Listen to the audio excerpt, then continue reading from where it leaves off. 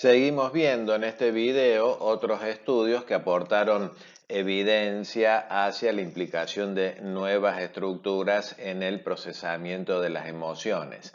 En este caso vamos a ver los estudios de Ledoux, donde él parte de la función o el estudio del mecanismo cerebral del miedo, ya que su principal función sería detectar el peligro y producir respuestas que aumentan la probabilidad de supervivencia. Esta se trata de una emoción básica, además omnipresente en las distintas especies, ¿sí?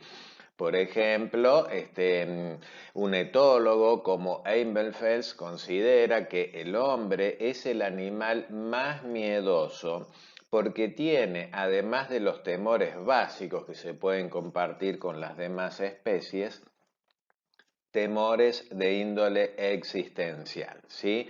Por otro lado, también a modo simplemente didáctico, ¿sí? Sí cabe citar este concepto de Woody Allen un tanto simpático, pero que contextualiza el miedo, diciendo que el miedo es mi compañero más fiel, jamás me ha engañado para irse con otro. El estudio de Ledoux entonces parte del miedo, ¿sí? De esta emoción que se empieza a ver que una emoción altamente aprendida, una cosa es el miedo básico, ¿no es cierto? Otra cosa es el miedo cuando empieza a estar asociado a otras circunstancias. Por ejemplo, yo ya les mostré en otra clase cómo un estímulo incondicionado, como sería un asalto, una agresión, un maltrato, un abuso, son estímulos que van a generar como respuesta incondicionada, ¿sí? El miedo, que se va a manifestar con una activación fisiológica autonómica con predominio de la actividad noradrenérgica y adrenérgica, ¿no es cierto? Entonces, esto sería de una manera refleja, ¿sí? Nada más que esto que es reflejo, luego puede asociarse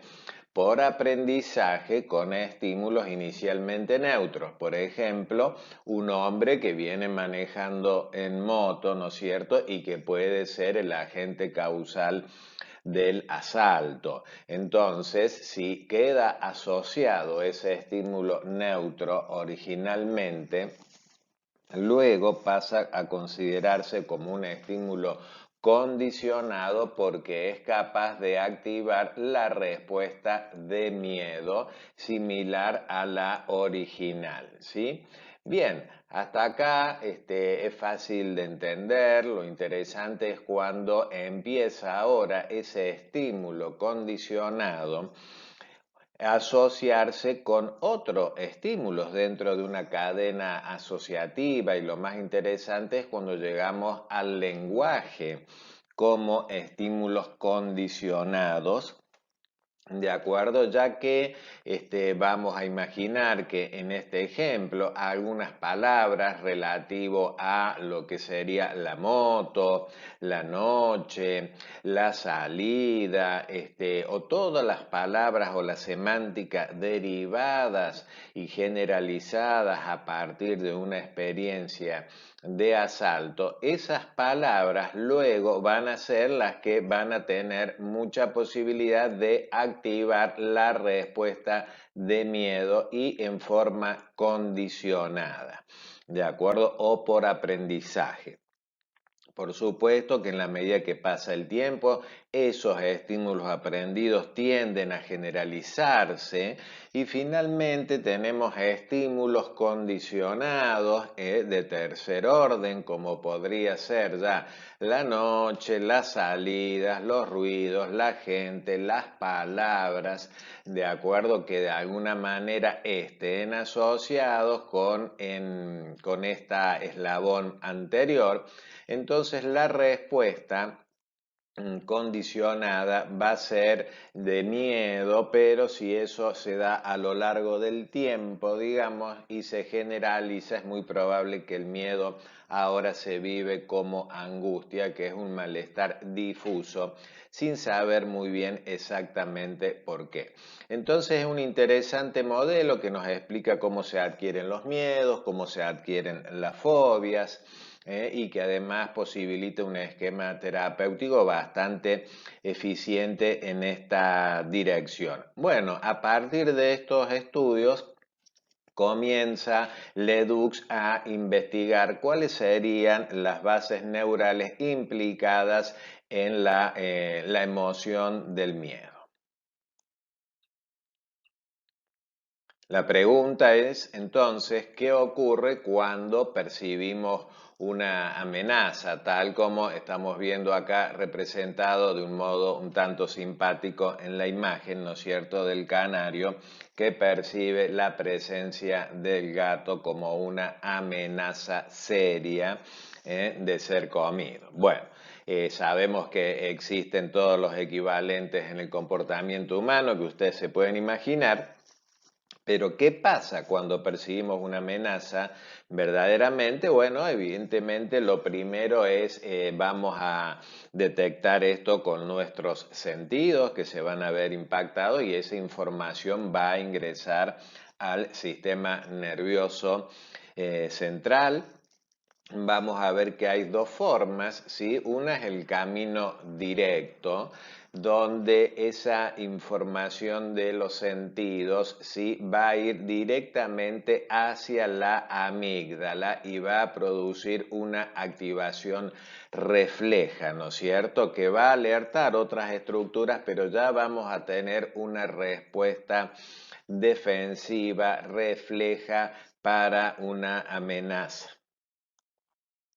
Esa respuesta, ¿no es cierto?, que implica que debe ser rápida, que debe ser adaptativa, que no debe permitir interferencias, ¿no es cierto?, de la interpretación, de la fatiga, etcétera. Sabemos que es una respuesta que va a inducir cambios químicos y hormonales que ponen al cuerpo en un estado además de ansiedad, y que va a reflejarse también con una activación autonómica, por ejemplo, produciendo taquicardia, sudoración, la hipertensión arterial o la piloelección, la tensión muscular, la vasoconstricción y en definitiva una activación que nos va a dar velocidad, rapidez y mayor resistencia a la fatiga en un primer momento, ¿no es cierto? Entonces, bueno, tengamos en cuenta acá lo que ya hemos visto en clase respecto del sistema nervioso autónomo. Pero también la percepción de la amenaza, que ya dijimos que inicialmente impactaba los sentidos, puede seguir un camino indirecto, donde ahora la información va a dirigirse particularmente al tálamo, ¿sí? Y del tálamo a la corteza cerebral, ¿sí? La corteza ya implica mecanismos psicológicos en relación a la interpretación o la valoración de la amenaza y va a materializar la comunicación con la amígdala para iniciar la activación del miedo, según también cómo se lo va interpretando o evaluando la situación.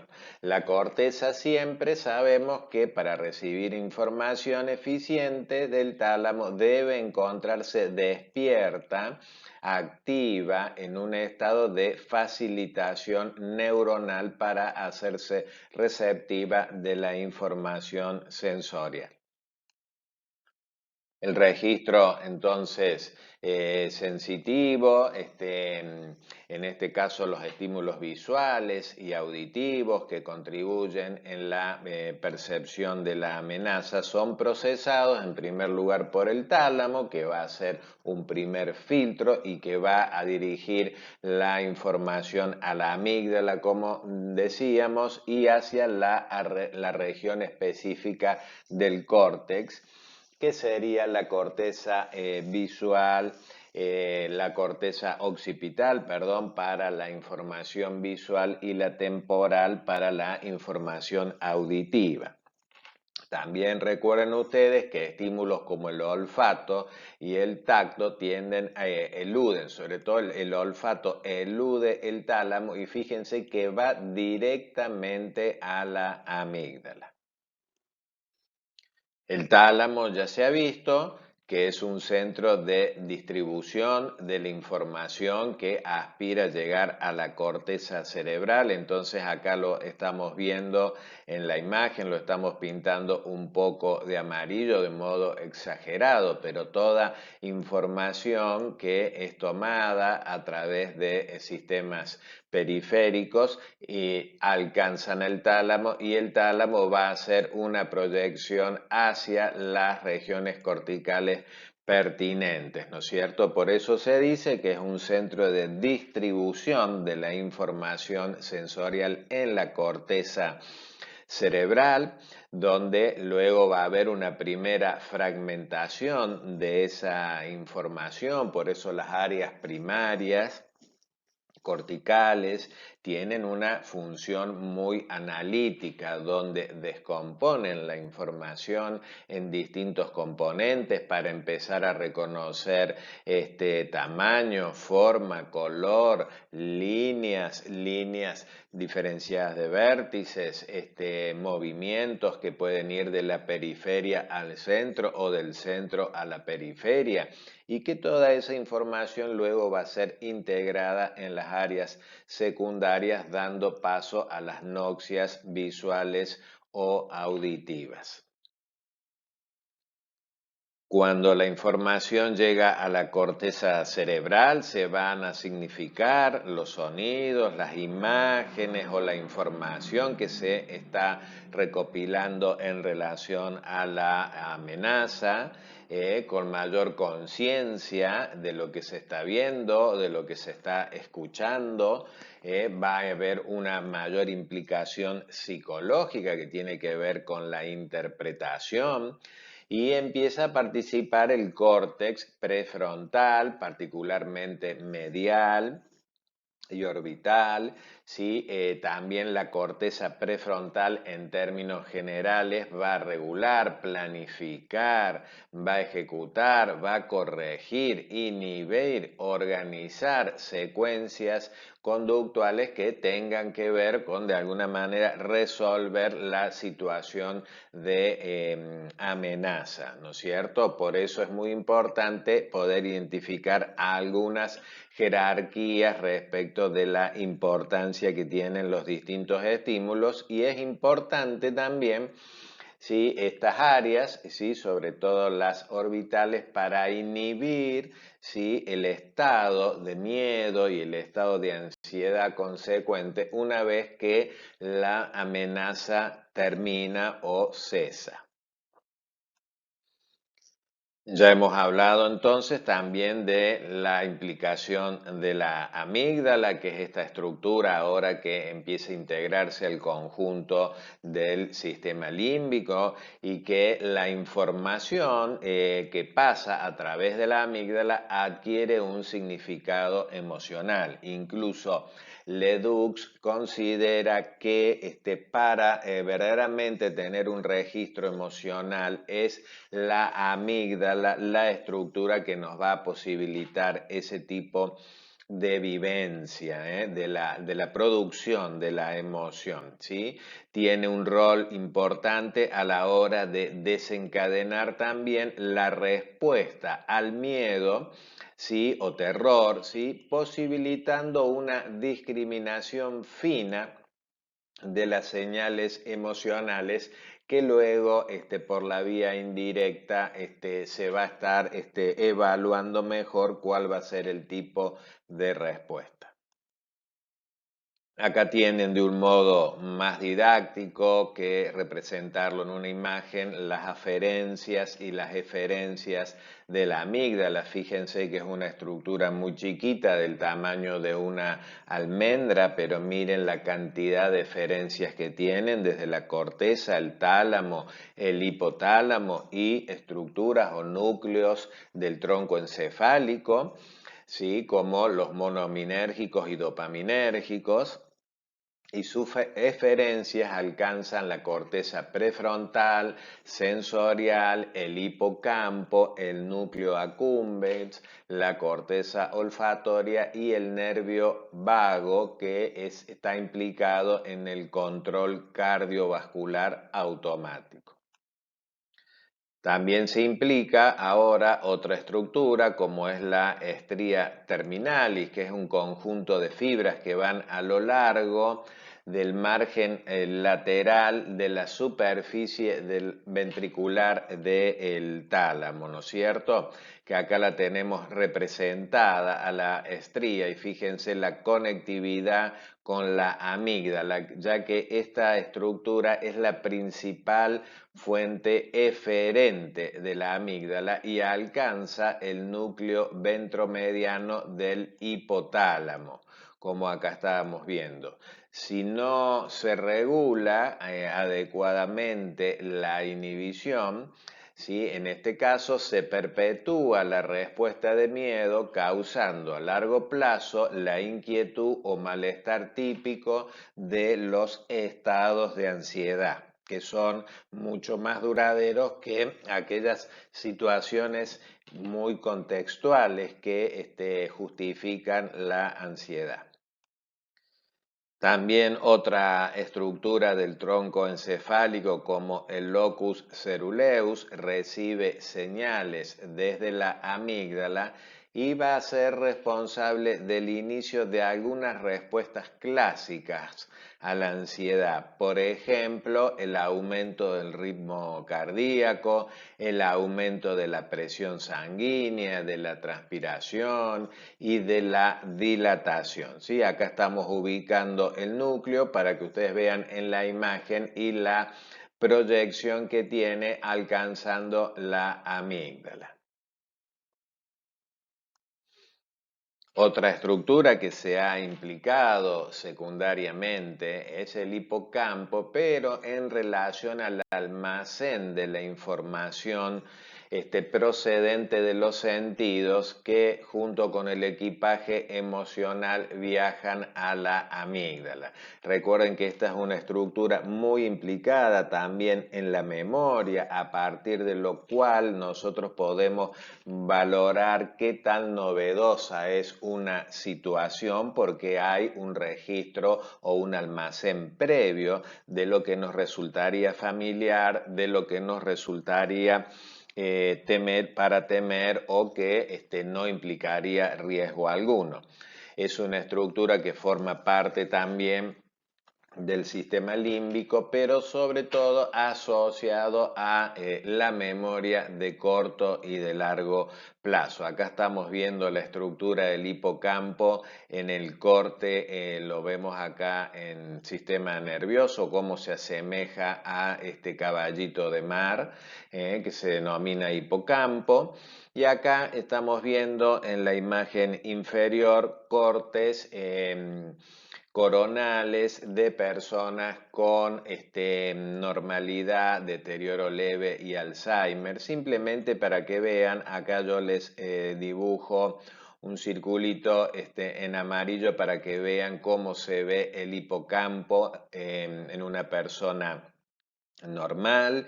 Fíjense acá en una persona con deterioro leve cómo el hipocampo empieza a reducir su volumen y en una persona con Alzheimer, ¿sí? Acá finalmente, si ustedes comparan esta imagen, ¿sí? Con la imagen inicial de alguien normal, fíjense cómo se va reduciendo el volumen del hipocampo, lo que de alguna manera explica los problemas severos en el campo de la memoria en este tipo de patologías. Otro estudio que se podría mencionar es el de Barrett, ¿no es cierto?, que también ha visto que la amígdala está involucrada en el procesamiento emocional. Él dice que actúa más bien como un centinela sensible al contexto, ¿sí?, para aprender o para discriminar o para reconocer con mayor precisión la amenaza y la recompensa. ¿De acuerdo? Entonces, eso, digamos, de alguna manera está hablando de esta función discriminadora de la amígdala para ver cuándo algo tiene valor de amenaza o de recompensa, nada más que lo está haciendo de una manera más inmediata. Y entre los estímulos con valor de recompensa primaria se incluyen aquellos sensitivos que intrínsecamente son reconfortantes, como por ejemplo la vista, el olor, el sabor, y aquellos que tendrían una valencia negativa, como los gustos repulsivos, los sonidos intensos o la estimulación mecánica dolorosa. Por supuesto que siempre es interesante pensar en la complejidad que pueden adquirir los estímulos, sobre todo cuando vemos o analizamos los equivalentes a nivel psicológico y en el contexto de su cadena asociativa y representacional.